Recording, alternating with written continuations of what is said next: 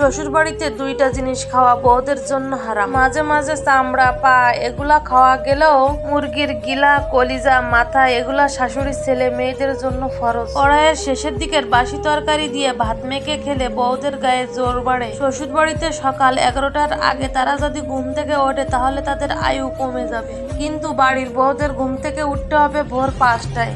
বউদের অসুস্থতা হচ্ছে কাজ না করার বাহানা, আর শাশুড়ির মেয়ের খাওয়ায় রুচি না পেলে জন্ডিস বা অন্য কোনো বড় অসুখ। বউরা কোনো কাজ না পারলে তারা অলস, বাবার বাড়ির থেকে কোনো কাজ শিখে আসে। আর শাশুড়ির মেয়ে যদি কোনো কাজ না পারে তাহলে তারা অতি আদরের, আহ্লাদের। শাশুড়ির মেয়ে অনেক আদরের মেয়ে, আর পরের বাড়ি থেকে যে মেয়েটা নিয়ে আসে সেটা কোনো মেয়ে না, তাদের কোনো আদরের মেয়ে না। আর এটাই হলো নিজের বাড়ির মেয়ে আর পরের বাড়ির মেয়ের ভিতরে তফাৎ। কিন্তু সব শাশুড়িরা আবার একরকম হয় না।